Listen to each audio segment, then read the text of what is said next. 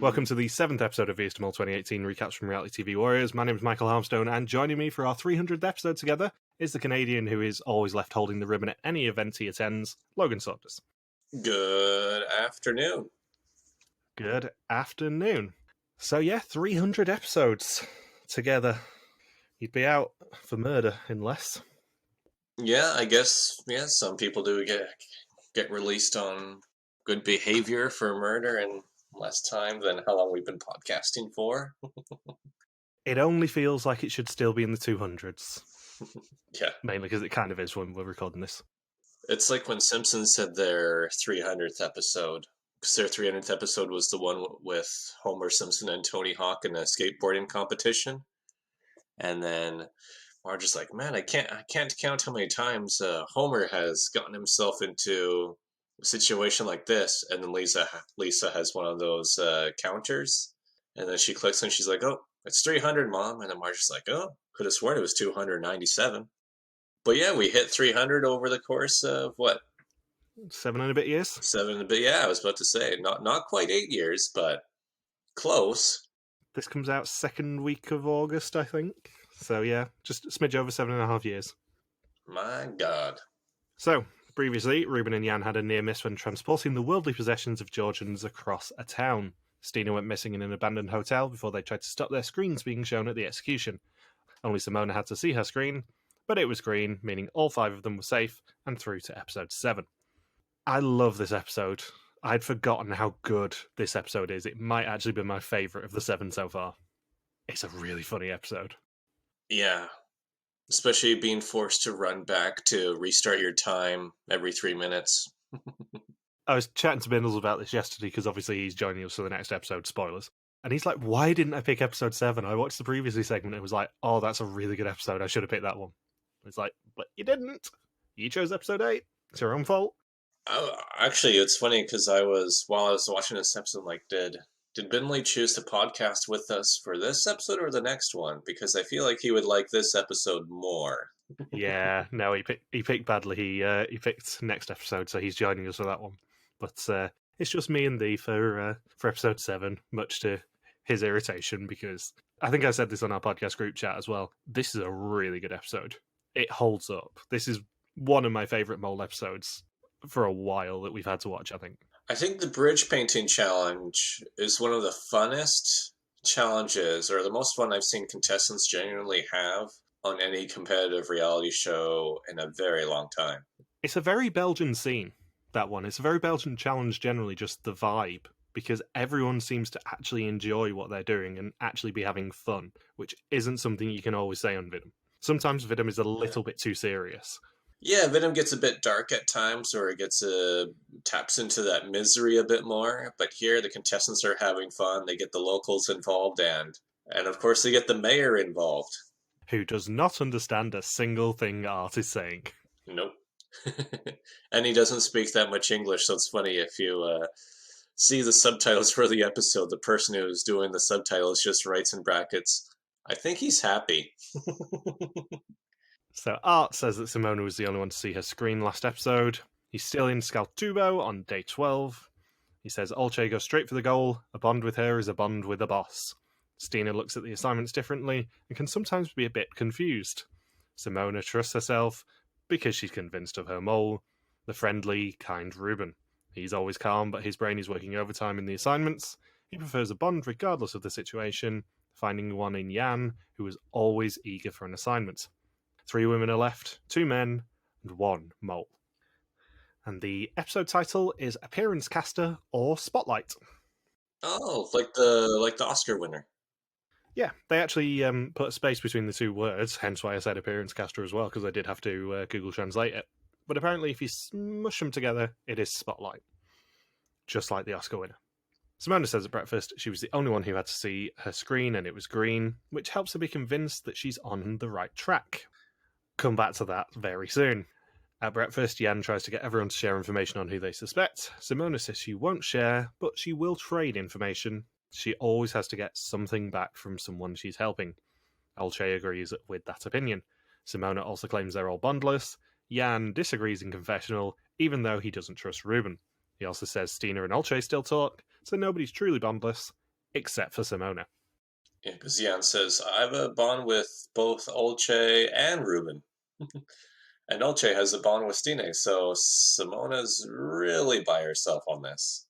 I think it's really interesting that we had that opinion come up, actually, because we were talking last week about how Ruben and Simona started having a loose bond, and how Jan and Olcay had a loose bond, and Stina and Olcay wasn't really a thing anymore. And then at the start of this episode, it's like, well, all of the existing bonds are still a thing. Yes, we've added Ruben and Jan now that Luce is gone. Yes, we've kind of added in a bit of Jan and Olcay, not that we see much of it in the first part of this episode. But it still seems like a lot of the old traditional bonds that we've kind of seen through the season are still there, even if they didn't want us to think they were there last episode. Yeah, and I guess from Simona's perspective, it's just that her and Ruben traded information. It wasn't that they created a bond last episode. It was just one conversation where they traded info, and then they'll probably never talk again. Yeah, I just think it's interesting because they made it look like a bond last episode. They made it look like Ruben was kind of abandoning Jan a little bit, and Jan had moved on to Olcay and all that sort of stuff, and Olcay had abandoned Stina because Jan's more fun to be around. And then it seems like we go back again at the start of this episode to go, no, all the existing bonds are still there. Yeah, a bit of a change in the impression we were supposed to have just one episode ago. At least we know that things aren't going to be changing again. Like, this is going to be solidified between here and the end of the game. Yeah, I don't think there's any new bonds that come out in Final Four, from my memory at least. Yeah, other than Olcay and Ruben having a conversation. So they head to the Manor Sanatorium, another impressive abandoned sanatorium. And yet again, Ruben introduces the location and the challenge. This is a recurring theme throughout the season. Ruben always gets the first word in every challenge introduction, no matter what. They never deviate from that. I guess that he was just really good at explaining the atmosphere. I would assume so, but I had kind of forgotten, as I've said in previous episodes, how much Ruben really narrates a lot of this season. And ever since I kind of had that light bulb going in my head appropriately for this challenge, I've been watching out for it, and they're still doing it, even in episode 7. Episode 6 had this as well. Literally, as soon as they go to a new location, you'll hear Ruben go, oh, this is a fantastic place. This is an impressive old building. How cool this would have been when it was actually in use. And you never hear that from anyone else. Yeah, that's like the one thing I remember about the season before we started this rewatch. I was thinking I was going to keep an eye out for, does Ruben get as much airtime as I remember? And the answer is yes. Yes, he does. He really is the narrator.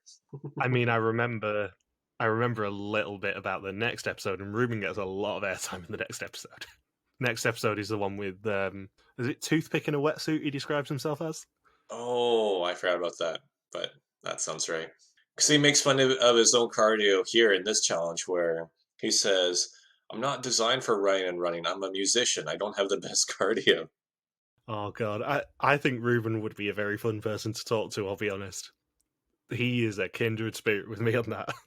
Because he's sneaky funny. You always remember this season as being kind of Jan and Olcay being massive kind of stars in big lights, but Ruben is sneaky funny in a lot of this season. He gets a lot of fun quotes. I mean, not on the level of Olcay. We're coming rapidly up to one of my favourite Olcay quotes in the entire season in this episode. But Ruben holds his own with those two. Or was it Jan saying, was there ever a year without a control room task? If there was a year, then that was a terrible year, and I would have skipped it. At least he didn't say that about the laser game. Very true, because there isn't a laser game as we established last episode. So Art says that they're going to do 5 assignments, all of which are visible in the control room, as are their own personal 3-minute clocks. The clocks can be restarted at any time, but if they run down to 0, then they are out of the game. Some of the challenges will require collaboration, and they have exactly 21 minutes to complete them. Oddly specific. I actually can't think of another challenge, and I'm sure Bindles will correct us next week with this. I can't think of another challenge that doesn't have an even amount of minutes. It's 21, this one. It's also a very short time limit, too. I think we almost see the entire challenge play live. Because we probably see, about 12 minutes of the challenge makes the final cut? Something like that, yeah. Yeah, probably at least 12, or yeah, probably over 50%, which is a lot for reality TV. There's probably only kind of 7 or 8 clock resets for each person. Yeah, at the most it would be, yeah. I guess it depends how fast they get back, but yeah, they could get away with just 6 clock resets. Even Olcay's clock is directly behind her in the control room, so as long as she stays in the control room, she can reset her clock at any time. And she really didn't want to stay in the control room. So in their strategy session, Yan does suggest that one person starts in the control room. Obviously, if you look at these 5 people, who are you going to pick as the controller in the control room? You're going to pick Olcay. She says she's good at telling people what to do and enjoys keeping an eye on everyone. Yan and Simona find the first mini challenge. All they have to do is screw in light bulbs onto a sign to earn money. They get a drum full of bulbs. There are 125 spaces for bulbs to be screwed into. If they get it right, it will spell out the actual money, which is €500 for this sub-challenge. And Simona thinks that confuses where the bulbs need to be with the brand of the light bulbs. Because Jan's like, we can't put all these bulbs in the same slot, right? Well, I was frantically watching trying to work out how many bulbs they actually had, because it 100% was not 125 bulbs. It was about 60, I think. Which still was too many for them since they ran out of time. Yeah, and also this is a slightly dangerous sub-challenge, given that the mains power had to be on for the lights to come on when the light bulb was put in the right spot. So there was a genuine risk of execution on this challenge. Impromptu, no green screen, no red screen, just a white light. I am always told when I replace the light in my room to make sure that the light switch is turned off first. They were told to make sure it's on first. Yeah. With 39 seconds left on his timer, Yan finds a bulb that lights up when he screws it in. Ruben finds the second sub-challenge. Stine joins him, and they completely miss the letter that is stuck to the drum. All they have to do is count the total of the notes in the drum. And Stine pulls a Stine by abandoning Ruben very quickly in this mini challenge, too. Literally my next note. Stine, as is her wont, leaves Ruben alone. It's another recurring joke from last week at the Georgian village where she just goes, Nah, you've got this. You're okay. I'm just gonna move on. Yeah, I'm gonna go help someone else. And when their clocks go below a minute, Olcay does tell them / shout at them on the portaphone to reset their timers. Simona finds the third assignment, which is a €250 one. She has to turn on the light to earn it, and to turn on the lights, there are 3 buttons that have to be pushed simultaneously. Olcay then summons everyone to the control room for the fourth assignment, which is a €250 group photo, and they all set off to explore the sanatorium to find the room where they need to take it. So the first group photo fails because Stine wasn't in it. That's so Stine. They take this, wrote that in my notes too, they take this selfie and it's like, no, she's not in the picture, let's try again. My absolute favourite thing about this episode, I think, is the fact that they go out of their way, given it's Stine's last episode and we can say this now, they go out of their way to clown Stine a little bit. We get the weird meditation scene halfway through the episode anyway, which I'd completely forgotten about. Me too. As soon as it came on, it's like, it's going to be Stine that's meditating, isn't it? Please let it be. Yep. We will get to that scene in detail fairly soon, but when it came on the screen, I'm like, I don't remember this, and I have no idea how I don't remember this, because this is like peak Stine. But we also get the fact that Stine can't get in a group photo. We get more mocking of Stine from Olcay later in the episode. It's just not a good episode for Stine, this one. And bearing in mind, at this point in the season, she was still my number 1 suspect. For those people who haven't been listening to the spoiler sections, Stine has been my number 1 suspect for 4 weeks at this point, I think. A month of I and Stine. Maybe more than that, actually. But when I did the suspect list, Stine was my number 1 suspect for at least 4 weeks of this season.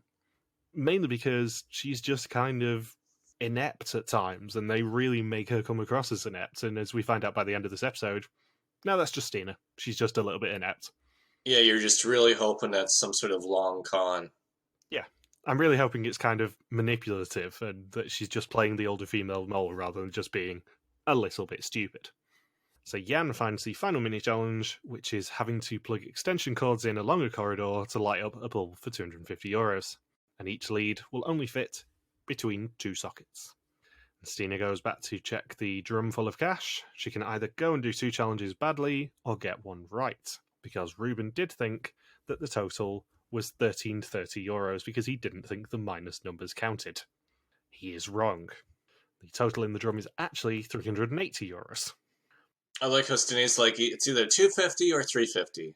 I'll go 350. And then Art's like, actually, it was 380. Oh, I was so close. It's like, were you? But this is yet another challenge going back to the end of last episode where Stina gets the really weird, finicky maths questions and absolutely biffs it again. This is the third time in 2 episodes that Stina has got a maths question and been close, but not close enough. It's like that episode of Family Guy when they play Trivial Pursuit, where Brian gets a question about cadmium or something like that, and then Peter's like, haha, you're such a dumbass. And then they swap out the Trivial Pursuit to the preschool edition for Peter, and then they ask him, oh, what color is a fire truck?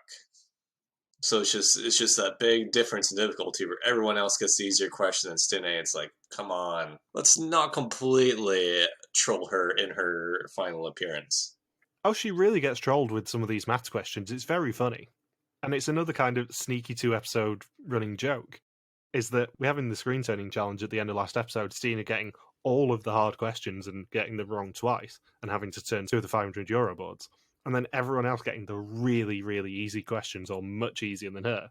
And then she goes for another maths question to rehabilitate her image in this one, and it's like, no, you still got it wrong. You're just making yourself look worse. Yeah, I actually, they didn't air this, but at the end of the bridge challenge, they could have earned an extra €500 when Art asked Stine, how many people total passed over the bridge during the challenge? And then she got it wrong. And like, God damn it, Stina, why didn't you keep track? Come on, Stina, you should know. This is Vies de Mol. Yeah, come on, you got to count the 180 or 200 people that were on the bridge at the time. I just love the idea that there was so much clowning of Stina that we just didn't see in this episode. They could have made it look so much worse. So, the extension leads are put in the right order, thanks to Ruben and Jan, so they earn another €250, and time runs out with 3 challenges done. They earned €750 of 1,630 for the challenge, and in something I didn't pick up on last episode, but definitely picked up on here, Jan decides he's in Greece and shouts Oprah when they get money. I thought you shouted Oprah. He's just angling for an interview, that's all it is. Yeah. He tried shouting Gail King at the start of the season, and he's like, nope, I'm just going to go to the top now. I'm going for Oprah. You get into flavoring. You get into flavoring. You get into flavoring. If you look under your seats, you'll find a rice filling. But yeah, I thought it was weird last episode. There was at least one challenge where Jan did shout Oprah when they got money, and he does it again at the end of this challenge. Maybe he's Greek. It's just like, stop trying to make Oprah a thing, Jan. Yeah, she retired years and years before the Georgia season was filmed. Actually, like 10 years probably before the season was filmed. Except she decided to interview British royalty out of nowhere. Cash in like $100 million probably for that interview, and now she can go back to being behind the scenes again. And the rest with the worldwide rallies. And Ruben says after the challenge that he should have known he had to count the minus money, he just didn't think. And that is a recurring theme for Ruben. He just didn't think about things. That's why he's so suspicious to everyone, is he just doesn't think. Olcay says that in the control room she notices Ruben running around but not sabotaging. She tells him at lunch that she thinks he's the mole. He says, thank you for sharing. He's like, how do you want me to respond to that?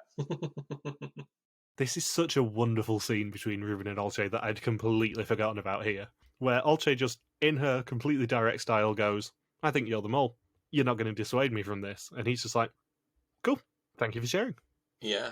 You can join us next week as we play through the next week of The Mole. I mean, you can believe that if you really want. It will get you eliminated. But cool, good for you. Yeah, because his response was just, well, I think it's Yan because he's lost a lot of money, especially in the beginning of the season. Olcay's like, no, Yan has earned more money than anybody. And then he's like, okay, just give me the list of what he's earned. And then Olcay's like, actually, I didn't get too far in the list of tasks where Yan has earned money. The best thing is he's only doing this to try and help his bond out, because they've obviously discussed that they want to make Yan a little bit more suspicious here. But this is, I would say, the first time in the season where anyone has said that Yan is suspicious. We've heard so much about Ruben especially. We've heard a little bit about Stina maybe, not necessarily from Olcay, who's described her as varying degrees of useless throughout most of the last few episodes. We've heard a lot for Simona. We've heard maybe a little bit for Olcay, although a lot of people are just going, she's too focused on money, she can't be the mole. but we've never really heard anything either way for Yan, which is fascinating, I think, especially this late in the season. Yeah, and then Olcay now is just really conflicted about who to put down as their mole. Well, except for one person. Because in her confessional, she says, well, Ruben's my prime suspect because he's never cooperating or really earning that much money for the pot. Simona could be the mole because she has learned nothing about her because Simona doesn't share any information about herself with anybody. And she's like, Yan would be the perfect mole because he makes friends and is a very good liar and can charm people easily. And then, of course, the best part, which is Stine is definitely not the mole because she isn't sharp enough. I'm thinking that is just brutal. That is a brutal confessional. She's essentially saying it can't be Stine because she's just too much of an idiot to be the mole. I think genuinely I would love to pick Olcay's brain, but I would be genuinely fearful of Olcay's read on me. Olcay is the closest to a roast comedian we've ever seen on The Mole, I think. I absolutely adore her, but I would not want to cross her. She's brilliant, but she's also terrifying.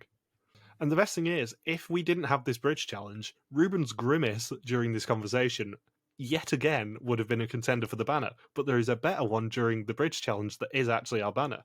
This is 2 weeks on the trot now where I've sent you a picture going, oh, there's a really good Ruben grimace here, and then it is superseded by something else in the episode. And Ruben's grimace is hilarious when you're watching for it, because he just basically looks like he's sniffing some shit every time, and it's 2 episodes on the trot he's done it as a reaction to things, and it's super sneaky and super funny. So they head to Kutizi for the second challenge of the episode in the afternoon, and Ruben yet again narrates the entire scene. And I did spot that it is where Art did his intro from last week with the rickety cable cars. There is a bridge that crosses a river, which is where Art meets them, and doesn't meet them in a stationary spot this time. It's one of the rare walk and talk intros. Lots of monuments are being restored in the former Soviet states, and one of those is the iconic landmark of Kutaisi, the White Bridge. It's almost been restored and will be reopening that afternoon thanks to the mayor, but they have to help by painting the iconic railings white. There is 125 metres of bridge to be painted, and they have to mobilise the people of the city to help them paint. For every metre painted, they will get €10 for the pot, and they've got till 6:30pm when the mayor will come to officially reopen the bridge. And it's 3:15pm now. They get a very big deadline. They do. And I mean, it's just basically a gigantic character scene with money to be won. I have a feeling that even if they hadn't painted the entire bridge, they probably would have still got all the money in this challenge just for effort. It's one of the few challenges I can kind of see producers going, yeah, we're just going to give them money for effort in this one. Fun community. Yeah. I can't honestly think of another community-focused challenge like this in Vidum, in any season we've seen. No, nothing from the past 4 years. Certainly not since Art left, but even before Art left, I can't really think of too many community scenes that are this kind of personality focused. It's a very Belgian challenge, this. And I mean that with a lot of respect. Yeah. So Jan takes the lead again and suggests that some of them start painting now, so there's some progress, and another group goes and looks for people to help. He suggests that he and Olcay go and find help, and Stina is a bit put out as she says she's good with people. Yeah, she wants to seek people as well, and everyone else is like, no, Stine, no. This is another way that the editors just screw Stina over, and it's delightful, because we've seen nothing in the past 6.5 episodes by this point to say that Stina is anywhere good with people. She's awkward, if anything.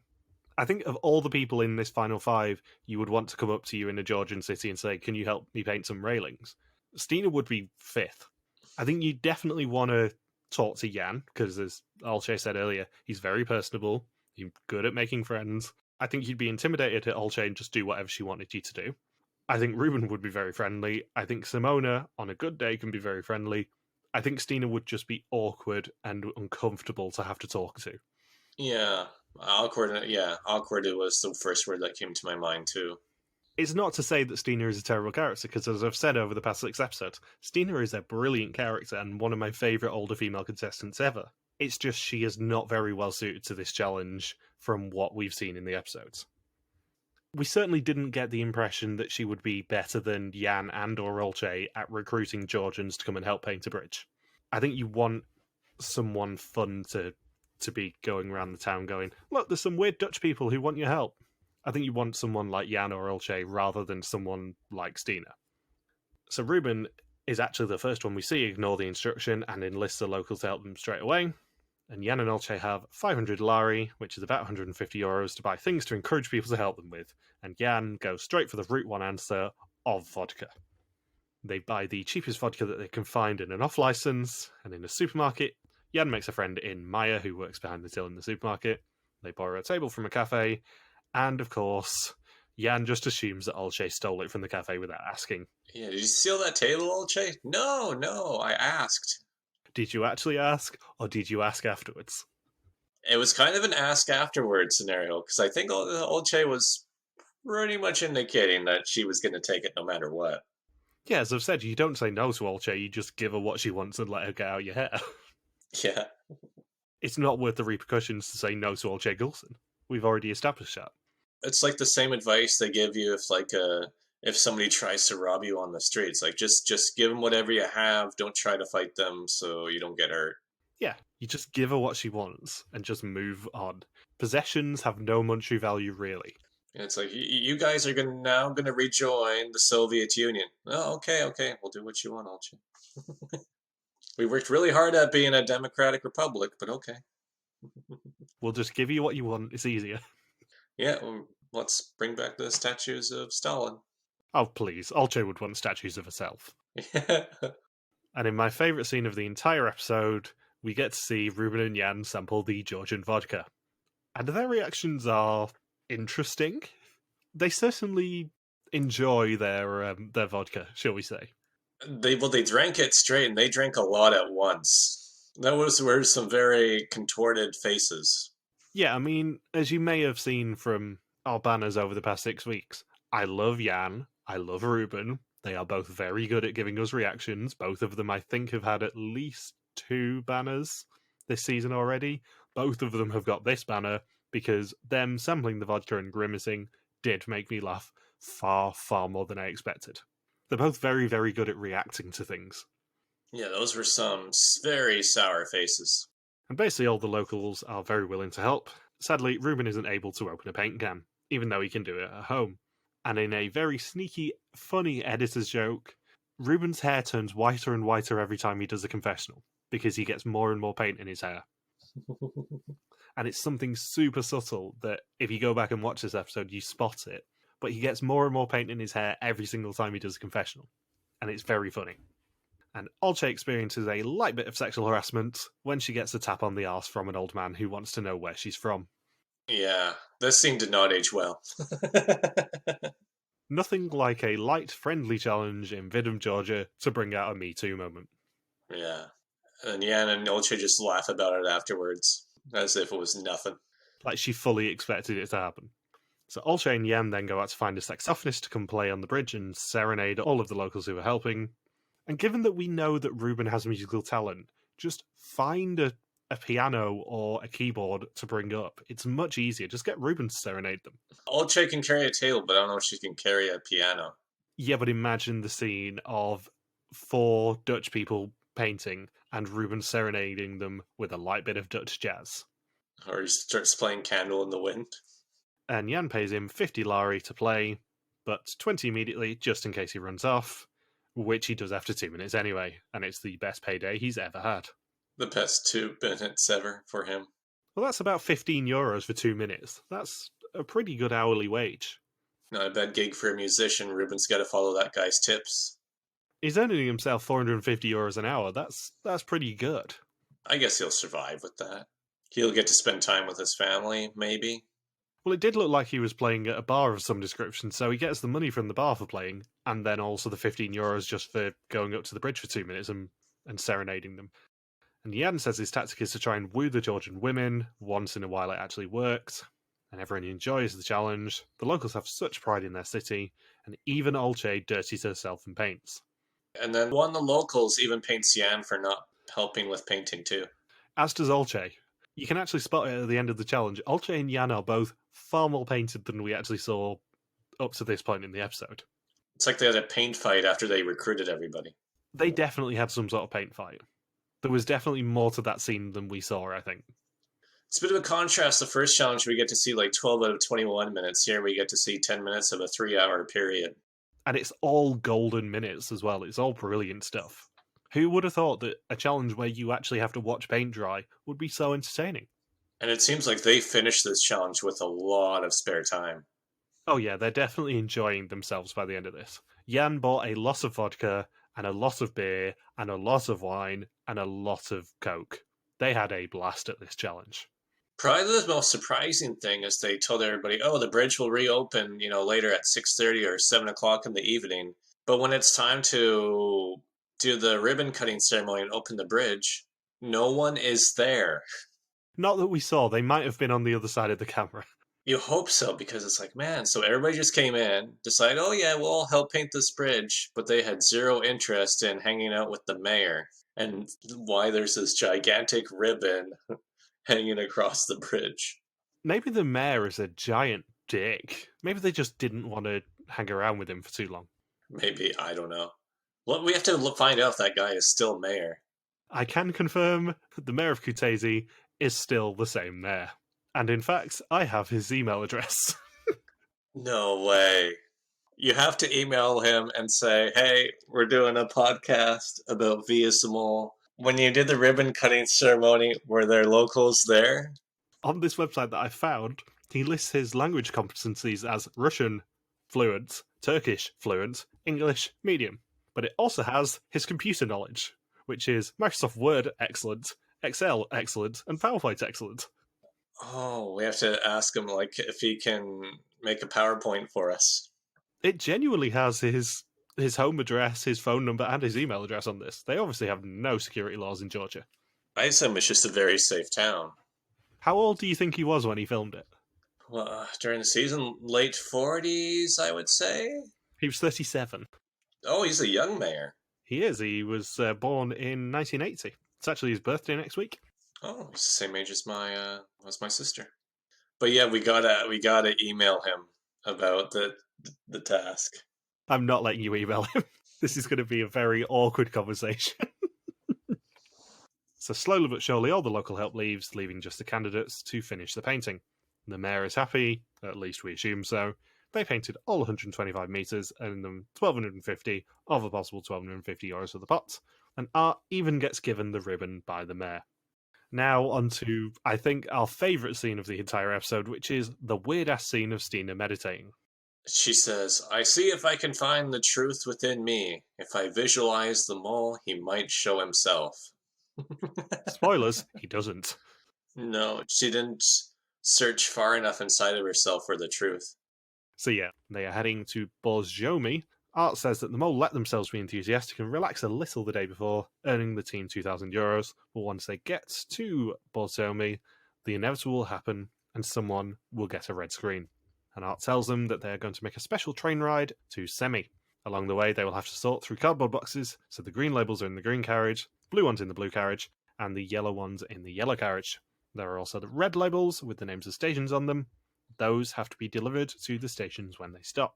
Each misdelivered package will cost them €250, but a perfect run will earn them $1,500. And in something we never actually see in Vidum, Art's spiel basically gets repeated by Jan straight away in the confessional. It's a very American reality TV confessional of, here's exactly the same thing, but just slightly reworded. Yeah, it's like Big Brother. It's basically just a Big Brother POV spiel of, this is what we had to do. It's like, yes, we've seen this 5 seconds before. So they split themselves along the train. Jan's in the blue one, Stine in the middle, Olcay in yellow, Ruben in the middle, and green for Simona. And Jan goes to the back of his. Anything not blue goes straight to Stine, and he just punts it across the carriage. And she will stack the blue ones in the middle bit for him. Then we get our first of 2 arguments in this challenge between Ruben and Olcay, because Ruben doesn't clear stuff quick enough. Jan's carriage gets filled because Stine isn't quick enough at clearing. And Olcay says she has organisational skills, unlike Stine and Ruben. She keeps her carriage spotless. And Ruben says, in her well-known manners, she yelled at him to get the green parcels out of her carriage. I just love how, by this point of the season, everyone knows exactly what Olcay is like and nobody cares. Everyone just kind of works around Olcay at this point. She's just a known quantity. And Yan ends up collapsing under a pile of boxes like he's Brook Cam Hai in Vietnam. And they arrive in Daba. Yan drops a box, but Ruben is stuck in the train, so throws his package to Yan. Yeah. Hopefully it's not fragile. Well, they were all empty boxes, I think. I hope they were, because when they actually get to Semi, Olcay sits on the 3 that they've put there and collapses them. But I think they were all empty, looking at how easily Yan was able to throw them. So they deliver 2 boxes to Daba, and then Yan finishes his carriage, as does Olcay, and Simona is struggling. Olcay finds 2 red packages, 1 for Semi and 1 for Sagveri. She gives them to Yan because she trusts him to keep them safe. Sagveri is the next station. Yan and Ruben both deliver another parcel each. They begin to check each other's carriages as they all think they're done. Simona has both a yellow and a blue box hidden in her carriage. Olcay and Yan have both hidden red boxes. There are 3 boxes for Semi and 2 for the other stations, which Ruben says is a weird number. Surely it should be a round number of some description. Olcay and Simona find more green boxes hidden in Simona's compartment. Ruben was there, obviously, so he's the culprit. Olcay literally whispers to Cena, bitching about Ruben, while he's right there taking in the view. And they arrive at Semi to deliver their 3 boxes. Olcay sits on them, not realising that they're empty, and squashes them. And they are confident that they delivered everything, but 2 parcels were not delivered correctly, meaning minus €500 of the pot. They were almost perfect on the train ride, but another 2 boxes were wrong, meaning they don't earn the 1,500 either. And he refuses to tell them which colours had wrong ones. And that means that they earn minus €500 of 1,500 for the challenge, €1,500 of 4,380 for the episode, and 11,700 of 47,380 for the season so far. I like how Yan makes a joke like, oh, I think we messed up the delivery to, what was that town? Suzuki? We messed up the Suzuki delivery? It's like, yes, you messed up the delivery to the town of Suzuki. And it's just like, if you'd waited another 2 years, Yan, that actually would have been relevant to a mole season. So close. Ruben says in confessional he was convinced it was a mole action that none of the boxes were perfect. Well, yes, especially when Art doesn't even say which boxes were wrong. He's like, nope, I'm not going to tell you. It's like, everyone else is like, well, I guess the mole, that's something the mole did. Yeah, I think if he told them exactly where the wrong boxes were, and I have a feeling we do find out in the reunion where they were, I think that probably would have revealed who the mole was. Because I have a feeling that I remember what the mole actually did in this challenge. We are going to get to that probably in about 5 or 10 minutes, but I've got a sneaky suspicion of what the mole actually did in this challenge to sabotage it. I will say that although we went through this train challenge very quickly, it was still entertaining to watch. It's just that when it's one of those pure chaos challenges, it's very tough to break it down. Oh yeah, this is one of actually quite a few challenges this season that is probably much better to watch than actually listen to us talk about, because there's so much kind of character and chaos and everything that it's very hard for us to make it any funnier than the actual challenge is. Plus a very scenic train ride.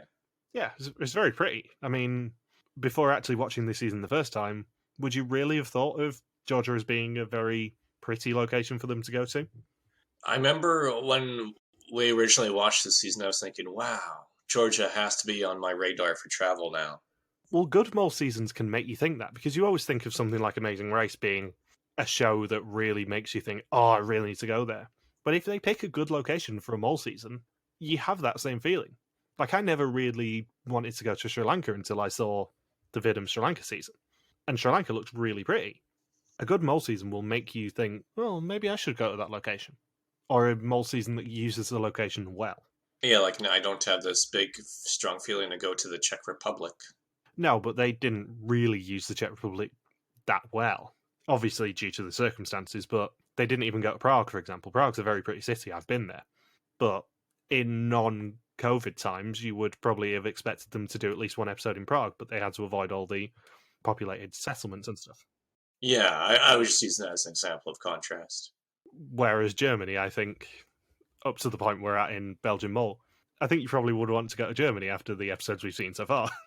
Yeah, I just want to go to that one, do the roller coaster thing at the vineyard.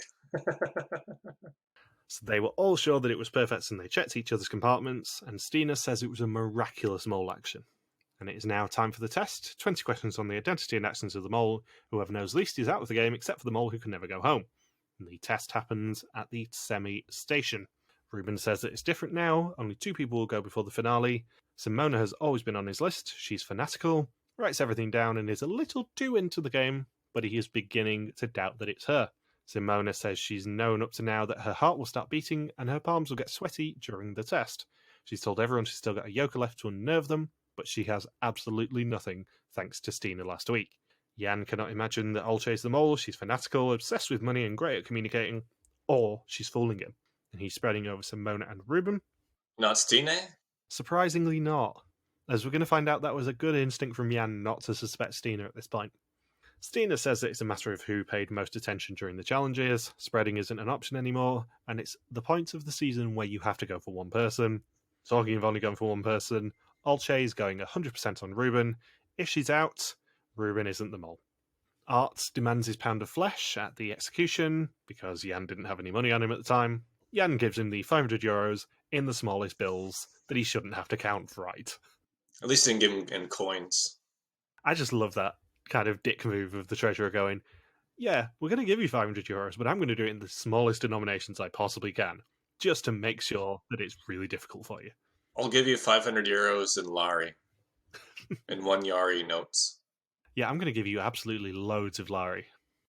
He says that the pot could have been €46,750, which is wrong.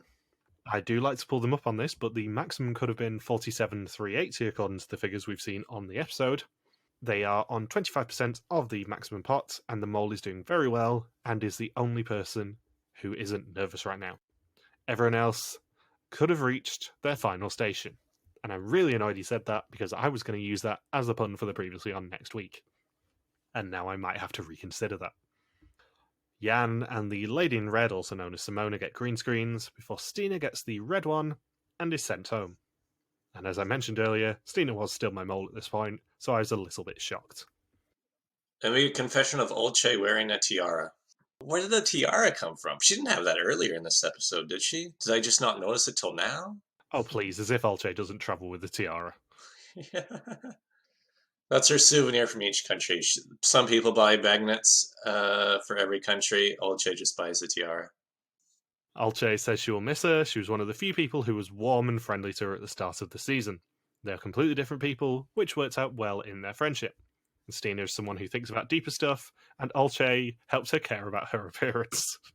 She cannot help herself but be an absolute bitch to people on their way out. Even her closest ally in this season.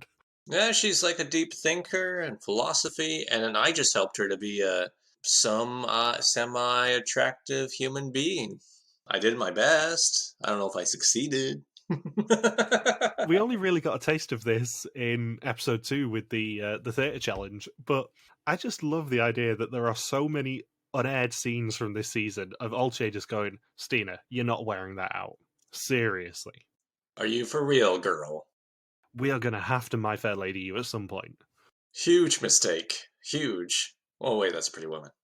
But yeah, I can't tell. It was Olcay being sarcastic too, saying that Stine likes to think about deeper things. Like, is she really a deep thinker, or is Olcay just trying to be sarcastic here? I couldn't tell. I don't know. I think she probably was being fairly sincere for Olcay. But yeah, what a backhanded slap with the... Yeah, and I just helped make her look semi-pretty and not make people want to vomit upon seeing her. I just love the idea that they were looking through all the confessionals of saying goodbye to Stine and thought, who should we have the last word about Stine for? I know. Let's go to Olcay. What did she say? Oh shit, we've got to wear this. This is brilliant. And brutal. My God. There's no better person you want to eulogise you on the way out of a Vidum season than Olcay Goulson saying you came into this season with a terrible sense of style, but I've improved you. And she says on the way out to Art that she had to guess a few things on the test and knew that it was her time. She always wanted to go to Georgia, so it was great that she finally got to come. She never thought she'd get this far. She's not frustrated to have to wait to find out who the mole is. She's more frustrated to find out who wins. So next time, the final 4 take a trip downriver before being serenaded by a Georgian choir. Simona wants personal information on Ruben, Olcay wants to go to the finale with Jan, and Olcay also refuses to embarrass herself on television, but then does a Michael Jackson impression. Oh, next episode's the Michael Jackson one. That's why Bindles wants to do next week. It's because next week is one of, I would say, maybe top 5 Vidum challenges ever. So have you got anything else you want to say? Do you want to eulogise Stine? I think Olcay did a better job of it than I could. There is no better way to eulogise her than saying she looked like shit. Yeah. So, thank you for listening to our VS Mole 2018 recap. We'll be back next week to continue the hunt for the old mole in Georgia. Don't forget you can contact us on Twitter, Facebook, YouTube, or Instagram, where we are RTV Warriors, or you can email us on contact@rtvwarriors.com. Logan's on Twitter at LikeSubscribe, and I'm MJ Harmstone. Thank you as always to Marika for the subtitles. We'll see you next week. Peace out and just chill till the next flavoring. Please stay tuned for what the mole actually did.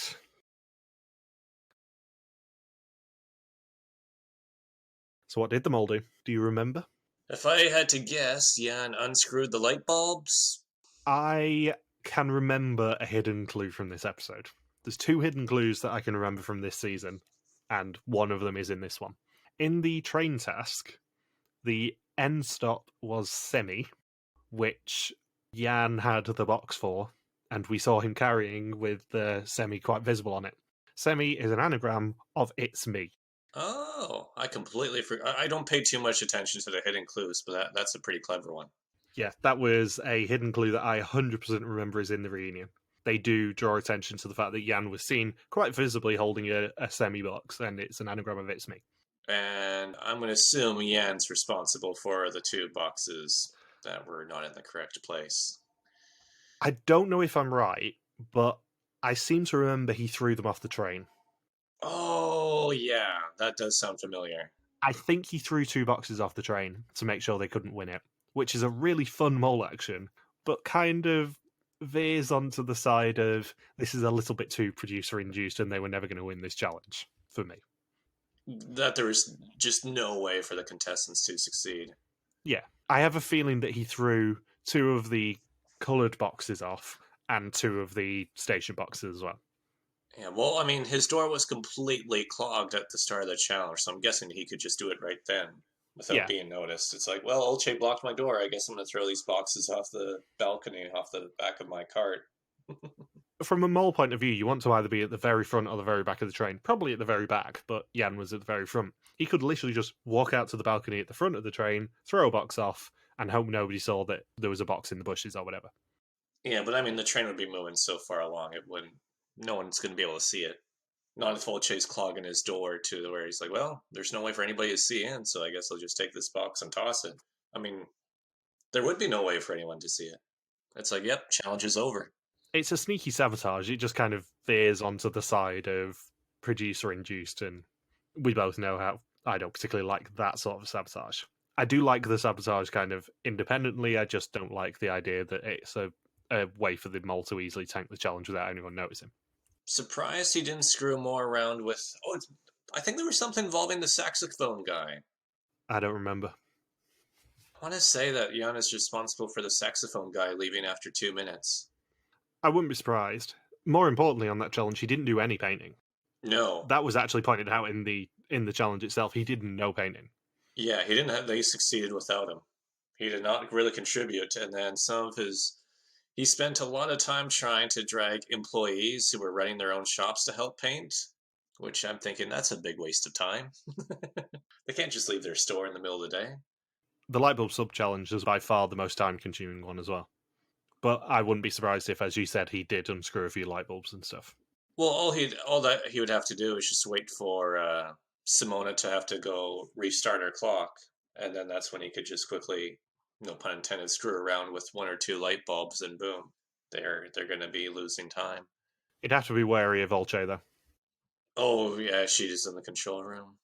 He'd have to make sure she wasn't in the control room. I guess the main thing is just to have them talk, or just to have them... Was he trying to convince them the word was mole instead of 500? Yeah. He was trying to convince them it didn't read 500 euros. Yeah, so that's a way to make them lose time on that one. And then intentionally not get Stine in the... Because he was the one who...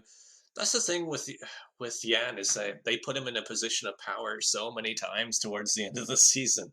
More so next episode, actually. There's a brilliant sabotage from Jan next episode in the river rafting challenge, where I remember him essentially tanking a challenge for the entire team in front of them. Yeah, it's like, did Stine really not get in that selfie that for one of the tasks, or did Jan intentionally take the picture to keep her out of the photo? Yeah, I don't know. For context as well, in the suspect list this week, this was the first one since week 1 where I did put Jan as number 1. He was my after Stine mole. So for the rest of the season, I did put Jan as number 1. Yeah, we both definitely had him as number 1 from this point onwards. Yeah, it was Jan, Simona, Ruben, Olcay was my order, and the Bothers Bar top 3 was Jan and Olcay tied, and then Ruben in 3rd, and then Simona in 4th. I really need to find out when I put Jan at the top of my list. I really need to track that down. So, have you anything else to say about Jan in this episode? No, I think I'm good. I think after we discussed it in the spoiler segment last episode, I think this is the first week where Ruben puts some points on Jan as well. I definitely got that impression from his test speech this week. Yeah, because he said, "I don't suspect Simona as much anymore," which I think is considering that Ruben wins the season. That's essentially their way of saying, yeah, this is kind of when Ruben's on to who the mole is. Yeah, we don't actually get any suspicions from Ruben this week, apart from maybe it's not Simona.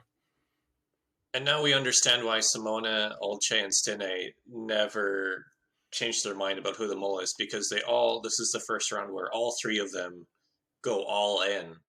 Simona and Olcay think Ruben has to be the mole because they went all in and didn't get executed, but failed to realize that them and Stine all went all in on Ruben. So no matter what, 2 of them had to survive, and 1 of them has to be in the finale. So they all make the same mistake that way. We're like, oh, I guess this confirms I'm right. It's like, no, this just confirms that all of you are very, very wrong. So this, I would say, I'm sure we'll say this again in the finale recap without being in the mole section, but this episode gives Ruben the game. Because he goes all in on the right person, and then the other 3 all go all in on the wrong person, thinking they're right, and no one's going to change their mind between now and the end of the season. I'm not sure whether he goes all in on Jan this episode. He definitely puts points on Jan in this episode, I think. Does he still spread? I have a feeling he spreads on Jan and Simona, and then when Simona goes in the next episode, he goes, oh shit, it's Jan. It's 100% Jan. But I think he puts about 50-50 in this episode on Jan and Simona, and then it's kind of 75-25 in the next one, and then it's 100% for the final test. Right. Thank you very much. We will see you next week. Sounds good.